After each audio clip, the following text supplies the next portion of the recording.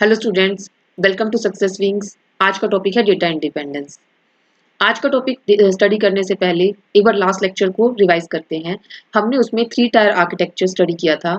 उसमें हमने various levels देखे थे, एक्सटर्नल, कंसेप्चुअल एंड फिजिकल। इनमें क्या था, हर एक यूजर का अपना अपना व्यू था। ठीक है। कंसेप्चुअल पे क्या था, जो डेटा यहाँ से जो रिक्वेस्ट आएगी ये इसको प्रोसेस करेगा, राइट। एंड फिजिकल पे स्टोरेज। ये सब हमने लास्ट वीडियो में स्टडी किया था। अब एक्सटर्नल पे क्या था, वेरियस यूजर्स थे, उनका अपना व्यू था। इट मींस एग्जांपल के थ्रू देखते हैं। जैसे एक यूनिवर्सिटी है, उसमें वेरियस वेरियस डिपार्टमेंट्स होते हैं, लाइक स्टूडेंट, टीचर, एडमिन। तो जो एडमिन का यूजर इंटरफेस होगा वो टीचर के यूजर इंटरफेस से बिल्कुल अलग होगा। यानी कि टीचर को सिर्फ अपने मतलब का जो डेटा है वो दिखाई देगा। लाइक उसको अपने क्लास के स्टूडेंट्स का रिकॉर्ड अपडेट करना हो, ठीक है, उसको डिलीट करना हो, तो वो सिर्फ उतना काम कर सकती है। ठीक है। एडमिन जो है वो ओवरऑल काम करेगा।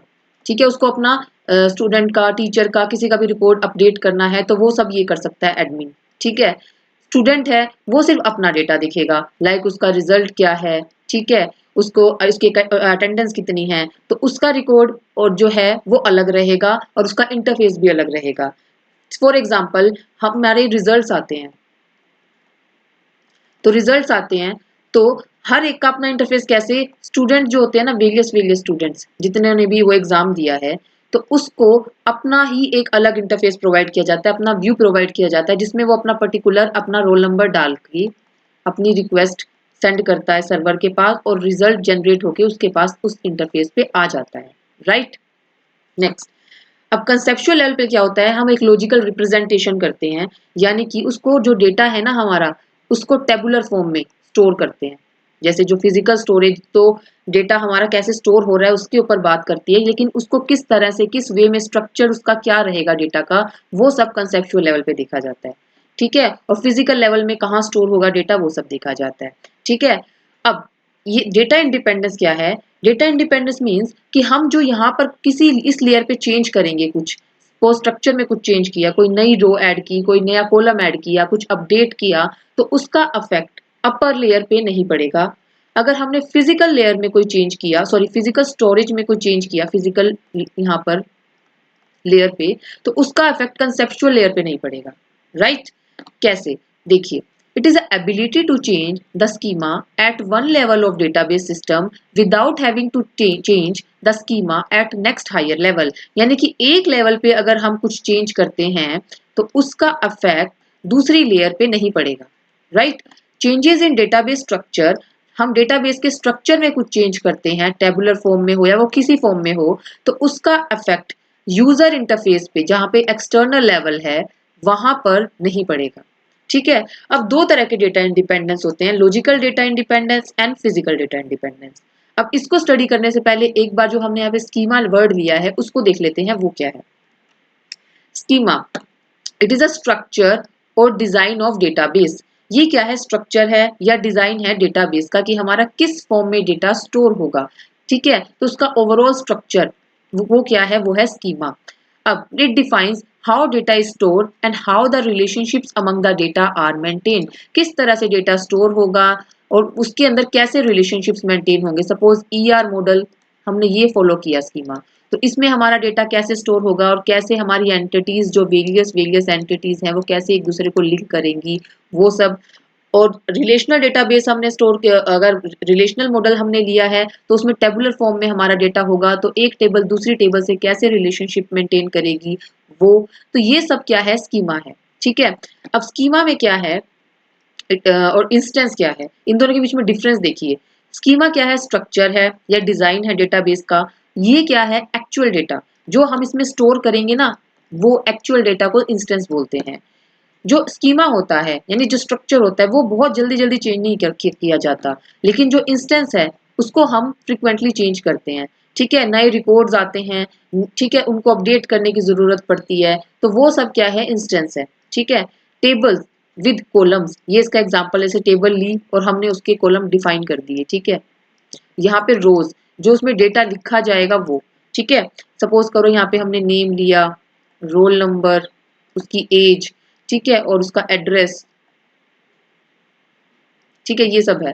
तो इसका जो ये है ना, ये बहुत जल्दी-जल्दी हम चेंज नहीं करेंगे, ठीक है? लेकिन जो ये रोज़ हैं, वो जल्दी चेंज हो सकते हैं ना, student record, suppose student table है हमारी, वो तो जल्दी चेंज हो सकते हैं। सपोज़ किसी का एड्रेस चेंज हो गया, तो हम कहाँ चेंज करेंगे? रो लेवल पे चेंज करेंगे, इंस्टेंस चेंज करेंगे उसका। तो ये कहना चाह रहा है ये। नेक्स्ट, अब देखते हैं logical data independence and physical data independence.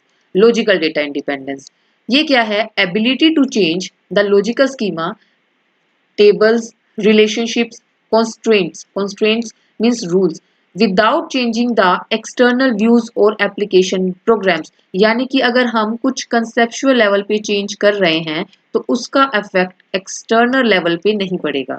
ठीक है, अगर हमने टेबल में टेबल का नेम चेंज कर दिया, ठीक है, कॉलम का नेम चेंज कर दिया, या कॉलम में कुछ अपडेट किया है, उसके नेम में अपडेट कर दिया, नए कॉलम ऐड कर दिए, ठीक है, कुछ डिलीट कर दिए, तो उसका इफेक्ट एक्सटर्नल लेवल पे नहीं पड़ेगा। For example shopping sites Amazon, Amazon में वेरियस वेरियस प्रोडक्ट्स ऐड होते हैं, ठीक है, तो हमने उसको वेरियस वेरियस हमने जो प्रोडक्ट्स हैं, हमने इसको टेबुलर फॉर्म में लिखा हुआ है, तो उसमें कुछ भी अपडेशन होती है, ठीक है, तो उसका इफेक्ट एक्सटर्नल लेवल पे हमें, यानी हमें नहीं पता लगता कि जो अमेज़न है वो बैक में कंसेप्चुअल लेवल पे क्या-क्या चेंजेस कर रहा है, राइट? नए प्रोडक्ट्स ऐड होंगे, ठीक है, कुछ डिलीट होंगे, कुछ वो और स्ट्रक्चर में चेंज करेगा, ठीक है, तो वो हमें जो है एक्सटर्नल लेवल पे पता नहीं लगेगा, ठीक है, तो ये है लॉजिकल डेटा इंडिपेंडेंस। ये वाला जो लेयर है, इसको इस लेवल पे कोई भी चेंज करेंगे वो नहीं पता लगेगा। फिजिकल डेटा इंडिपेंडेंस मीन्स कि फिजिकल लेयर पे अगर हम कुछ चेंज करते हैं, उसका इफेक्ट कंसेप्चुअल लेयर पे नहीं पड़ता। यानी कि अगर हमने डेटाबेस वन किसी एक पर्टिकुलर लोकेशन पे स्टोर किया है, हमने उसको वहां से ट्रांसफर कर कर कहीं और लोकेशन पे शिफ्ट कर दिया, तो उसका इफेक्ट कंसेप्चुअल लेवल पे नहीं पड़ेगा, right? It is ability to change the physical schema, like how data is stored, means उसके मैकेनिज्म में भी चेंज कर दिया कि डेटा को कैसे स्टोर करना है, इंडेक्स का मेथड चेंज कर दिया, फाइल ऑर्गेनाइजेशन मेथड चेंज कर दिया, या उसकी लोकेशन चेंज कर दी, तो उसका इफेक्ट अपर लेयर पे नहीं पड़ेगा, राइट? अब इसके बेनिफिट्स क्या हैं? इसके बेनिफिट्स हैं, it reduces application development and maintenance cost, यानी कि एप्लीकेशन को डेवलप और मेंटेन करने की कॉस्ट कम हो जाती है, क्योंकि ये सारे एक दूसरे से इंडिपेंडेंट है, ठीक है, तो एक डिपेंडेंट होते तो हमें एक्सटर्नल मतलब कि और ज्यादा एफर्ट लगाने पड़ते, बट ये लेवल इससे अलग है, ये लेवल इससे अलग है, ठीक है, सारे लेवल्स एक दूसरे से अलग है, तो इंडिपेंडेंट हमें इसको मैनेज करना है, तो क्या है, इससे कॉस्ट कम हो जाती है। It increases flexibility and scalability. Flexibility scalability means कि हम हर लेवल पे कुछ भी चेंज कर सकते हैं, कितने भी यूजर्स यहाँ पे जैसे इस लेवल पे ऐड हो गए, तो उसका इफेक्ट इन लेवल्स पे नहीं पड़ेगा, राइट? कंसेप्चुअल लेवल पे हमने कितने ही कॉलम्स और ऐड कर दिए, ठीक है, तो उसका इफेक्ट इस लेयर पे नहीं पड़ेगा, ठीक है, ये सब कहना चाह रहा है ये। And it supports multiple views for different users, her users के अलग अलग व्यूज भी सपोर्ट करता है, उसका इफेक्ट इन लेवल्स पे नहीं पड़ेगा, ठीक है। तो आज के लिए इतना ही। अगर ये वीडियो आपको अच्छी लगी है तो प्लीज इसको लाइक कीजिएगा, अपने व्यूज कमेंट में शेयर कीजिएगा, एंड इस चैनल को सब्सक्राइब कीजिएगा। Thank you.